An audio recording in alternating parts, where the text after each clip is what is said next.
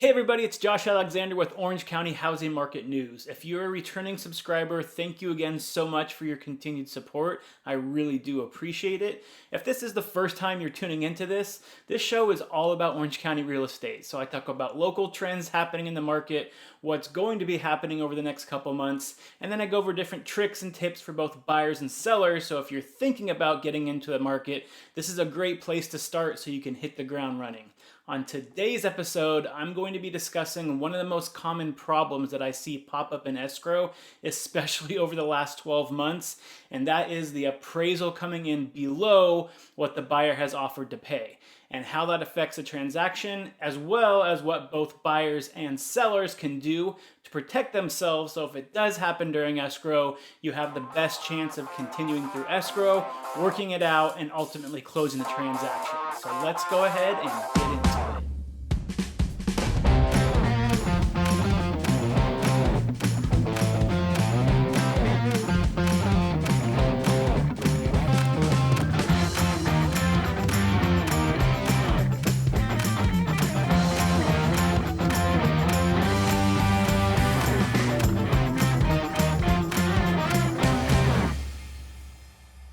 Okay, so really quick before we start today, if you are finding these episodes useful, can you please hit that like and subscribe button below? And if you're watching this on YouTube, also hit that bell button. That way you're notified every time a new episode's coming out.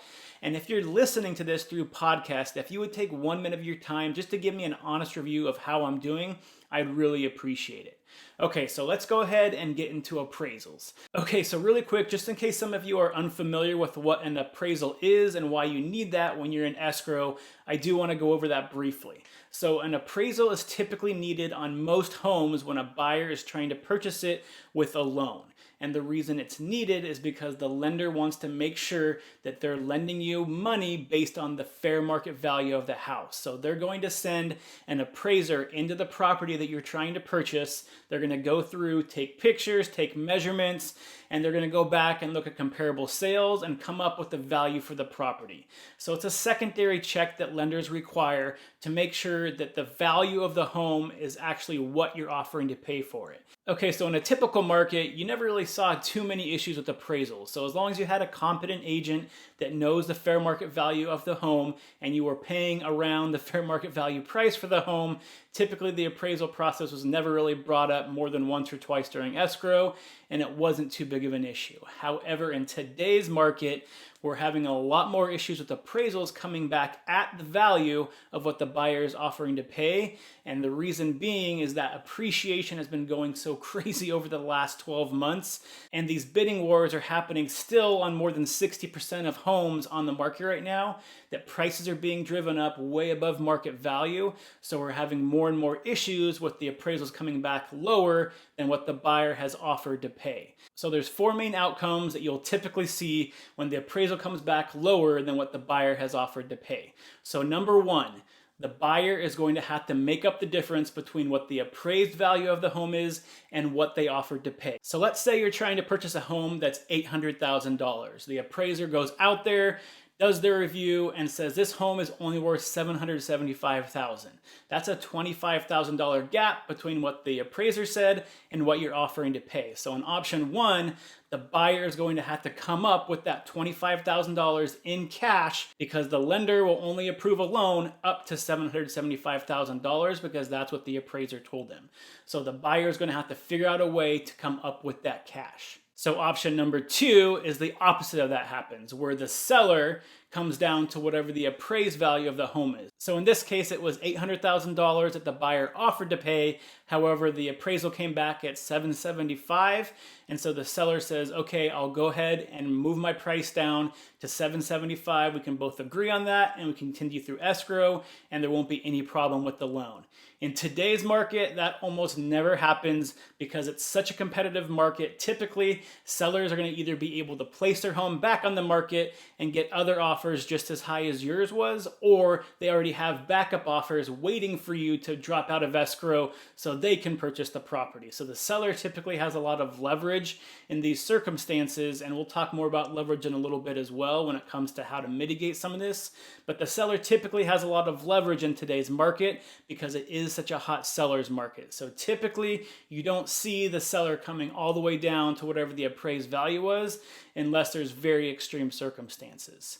So option number 3, which is probably the most typical option I see in today's market, is there's going to be some kind of compromise between the seller and the buyer. So the buyer might come up some, the seller might go down some, and they're going to meet somewhere in the middle to make it work. They'll agree on a new price, let's say $795,000, because the buyer was able to come up with $20,000 cash. They just couldn't do $25,000, and they continue through escrow and everything's fine. Again, that's typically what I see happen in today's market, where there's some kind of compromise because both parties want the house to close. The seller doesn't want to have to put their house back on the market, start escrow over again. So they do have some incentive to try to work with the buyers. And again, with the buyers, they don't want to fall out of escrow because this might be the 10th, 11th, 12th offer they've placed on a home and they finally got accepted. They don't want to lose it. So again, they're trying to compromise and they both really want to continue to get through escrow. And if there's a way to make it work, this is where you usually find the common ground.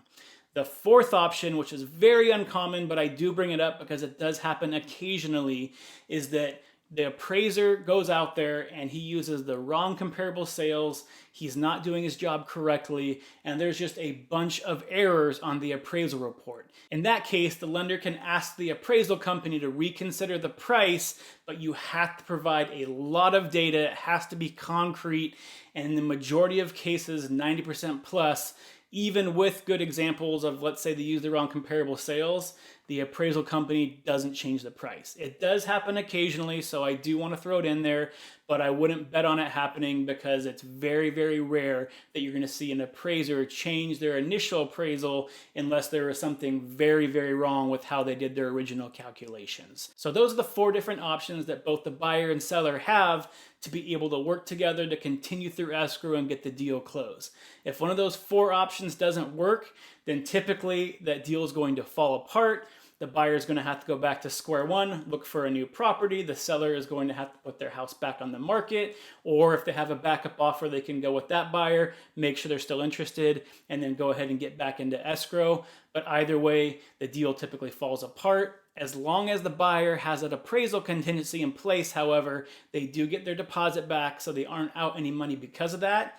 The only thing they do lose is 1, time, and 2, the fee for the appraisal. So typically, the appraisal process usually costs anywhere from $500 to $600, and that's going to typically be an upfront cost for the buyer. So that's something that once the service is performed, you're not going to get that money back. However, the buyer will typically get their deposit back that they put down at the very beginning of escrow, as long as they have that appraisal contingency in place. So now let's go ahead and talk about some of the things that both the buyers and sellers can do to really help mitigate as much risk as possible, just to make sure that if this does happen during escrow, that you're prepared for it and you're covering yourself as much as you can. So let's start with the buyer side first. Okay, so for buyers, I have 3 different strategies you can use to help protect yourself and mitigate some of that risk. So the first one has to do with how you write the contract when you're trying to purchase the home. So a lot of people don't know this, but you can actually pre-negotiate with the seller how much you're willing to pay over the appraised value if the appraisal does in fact come in below what you're offering to pay. So if you're writing an offer and you know it's above the market value, you can try to negotiate with the seller, telling them that maybe you're willing to pay $10,000 above the appraised value if it comes in below what you've offered to pay for the property. And this does 2 things. On the selling side, it helps mitigate some of the seller's risk because they have a set dollar amount above appraised value that they've already having you commit to. So it helps your offer look a little bit better, and it might help your chances of getting your offer accepted in the first place, which in today's market is always a good thing for buyers right now.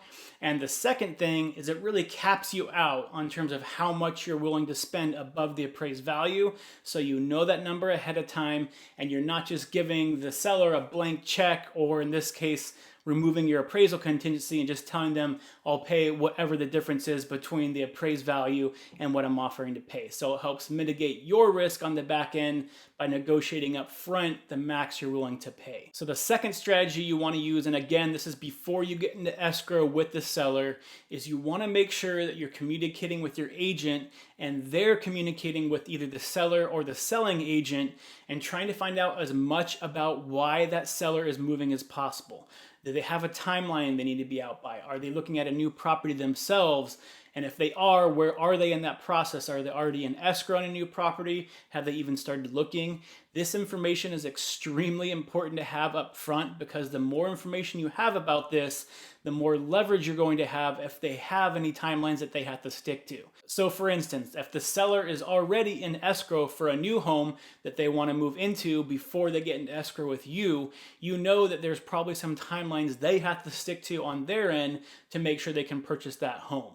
And so when you go through the appraisal process, you know you have a little bit more leverage because if the appraisal doesn't work out and you two can't come to some type of agreement, there's a good chance that the seller could also lose their home that they're trying to purchase on the back end. So if you can find this information out not only before escrow, but continue to get updates once you're in escrow from the seller, where they are in that process, it's going to give you some more leverage when you do the negotiations. So the third and final strategy that buyers can use, and this is really kind of common sense, but I want to throw it out there anyway, is that you need to know your comparable sales and what the actual market value of the home is. If you have a great agent, they should be able to get you this information. They should be able to narrow it down pretty specifically so you have a very good understanding of not only what the true market value is, but because of that, most likely what the appraisal is going to come in at when it does come back. And the reason this is important information to have is because it helps you plan. It helps you write the offer in a way that's going to protect you because you know there might be, let's say, a $20,000 gap or a $50,000 gap or a $100,000 gap. And each of those circumstances, you might write the offer a little bit differently to keep yourself protected, and you might be more aggressive in some areas versus less aggressive based on those price ranges. So I know it's common sense that you want to know what the market value of the home is, but some buyers right now, after placing 2, 3, 4 offers on homes, they're often saying, I don't really care what the comps are. I know what the highest offer is. I just want to beat it. And if you don't know what you're getting into and you go in blindly, it's going to make it very hard to structure an offer that's going to keep you protected during escrow. So make sure you know the comparable sales, you know what the market value of the home is, and it's going to help keep any surprises popping up while you're in escrow and help you better structure your offer to keep you protected at the same time. So now let's go over some of the seller side strategies that can keep you protected when you're trying to sell your home and make sure that you're maximizing your profit and keeping yourself protected when these appraisal issues do rise. Okay, so number one, and this is very similar to the buying side of things, is that you can pre-negotiate the max dollar amount that the buyer is willing to pay over the appraised value if the appraised value comes in lower than what they've offered to pay.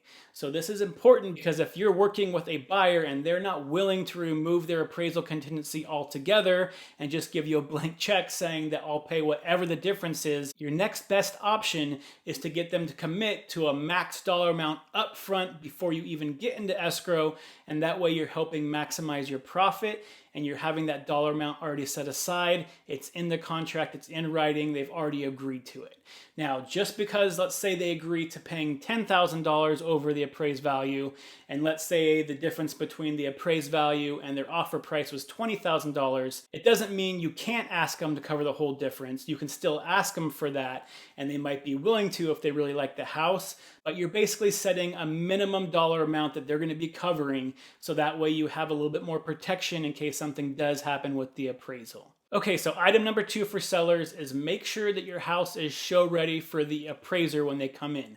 Typically, you're going to have at least a 24-hour notice before the appraiser goes out there. So you just want to make sure that the house is generally cleaned up. If you're in the middle of packing, you kind of put all the boxes in one area, so make it nice and open for them so they can walk through the property, they can take their measurements, they're not having to move things around, because you just want to make sure that you're making life as easy as possible for the appraiser, so there's no reason for them to have any negative impressions at your house when they're going through the appraisal process. Again, The appraisal process, typically they're only there for 15-20 minutes. They're not there very long, but you do want to make sure the house looks clean, and you want to make sure it's easy for them to walk from room to room, take their measurements, and be out of the house. Another thing you can do is make sure you have some of the very minimum safety guidelines met before they come into the property. When appraisers go into the property, they have a set list of things they're looking for to make sure they're operational. So the two most common ones are going to be to make sure that you have the correct amount of smoke detectors and CO2 detectors around your house in the proper locations, and they're all working. And another one is to make sure if you have a water heater that it's double strapped to the wall in guidelines of earthquake code, because those are two things that appraisers are almost always going to look for. And if you don't have those, it's just going to cause issues for you. So you want to make sure that you're getting that stuff done ahead of time. I always recommend doing it when you're getting your house ready to be put on the market. That way it's ready to go. But if not, you want to make sure you do it within the first couple of days of opening escrow. That way you don't have to be scrambling around trying to figure out where things go and what needs to be done before the appraiser gets there last minute. So again, just like buyers, you want to make sure the appraiser has a great first impression of the property. They walk in, it looks clean, it smells clean, and you want to make sure that you're making their job as easy as possible so they don't have any negative thoughts in their head as they walk into your house and as they walk out of your house. Okay, so strategy number 3 is to make sure that before the appraiser comes, that you work with your agent and you basically come up with a list of any upgrades that you've done to the property that might increase the property value, especially those upgrades that might not be noticeable to the appraiser, because they're not going to be going through your walls and figuring out if you updated your plumbing or updated your AC ducting. You want to make sure that they know all the different things that you've done to your property to increase the property value, because what you'll want to do is get that list printed out and then hand it to the appraiser along with all the comparable sales that you and your agent used to price the property, so the appraiser has all the information possible to give your house the highest value as possible. So anything that you've done that's a major upgrade in the last 10 years, typically you want to write down. Any minor upgrades you've done in the last 3 years, typically you want to write down and come up with a list. If you know the dollar amount attached to that, you can put that too, because that shows the actual value that you put into the house.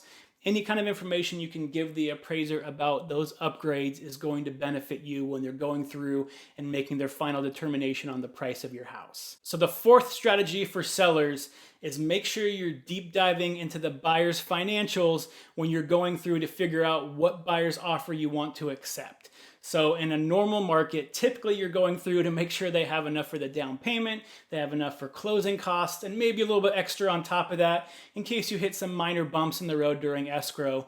However, in today's market, when we know appreciation is happening, we know appraisals are one of the biggest issues right now, it's important to try to find those buyers that have a decent amount of cushion and some liquid cash in their accounts to be able to take care of some of these issues that might arise with the appraisal process. So if you're finding buyers that might have the highest offer, but just have enough for the down payment, closing costs, and not much else, compared to a buyer that, let's say, has a $10,000 lower offer, but they have $100,000 in reserves on top of what they need for the down payment and closing costs.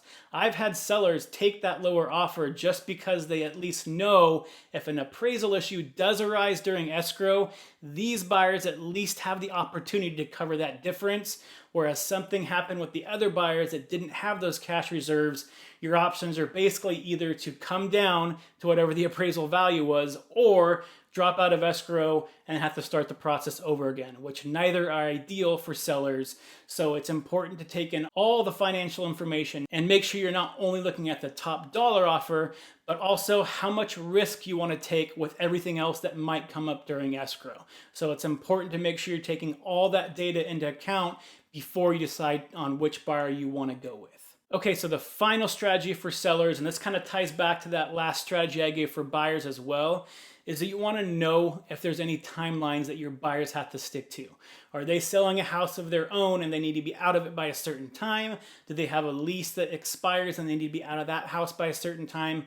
knowing this ahead of time, knowing that they have certain timeline restrictions they have to stick to, is going to give you a little bit more confidence that if something were to come up during escrow, you have a little bit more leverage than, let's say, with someone that's on a month-to-month lease, that if this escrow fell apart, yes, they would have to continue renting, but it wouldn't be a big issue for them. You're going to want to at least know ahead of time if your buyers have those timeline constraints, so that way you know what kind of leverage you're walking into when you do get into escrow. Now, a word of caution with this: there are a lot of fair housing laws in California that protect a lot of different classes from discrimination. So you want to make sure that you are asking the right questions, talk to your agent, and make sure that you're not violating any of those fair housing laws, because especially before escrow, you're not going to be wanting to ask too many personal questions about the buyers, because it could get you into trouble. So all I have to say about that is consult with your agent, make sure you do it the right way. Knowing about their timelines is typically not going to be an issue, but you want to make sure that you're keeping yourself legally protected before you get into escrow with a buyer.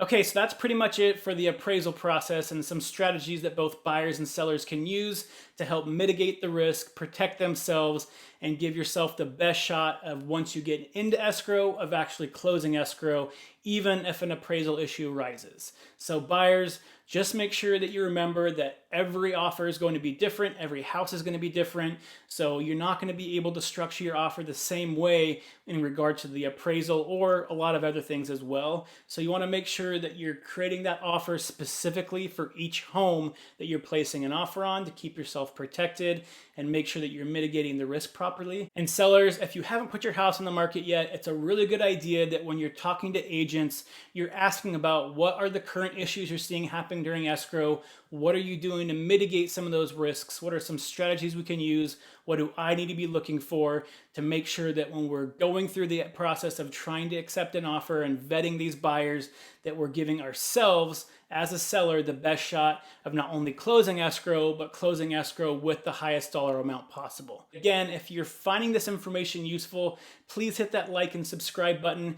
If you think this information might be useful to some of your family and friends, please consider sharing it as well. And if there's some questions that you want to know the answers to that I haven't already answered in my previous episodes, please comment below, because it gives me new ideas to make new content for you to be as helpful as possible. So until next time, stay healthy, stay happy, and I'll see you later. Bye.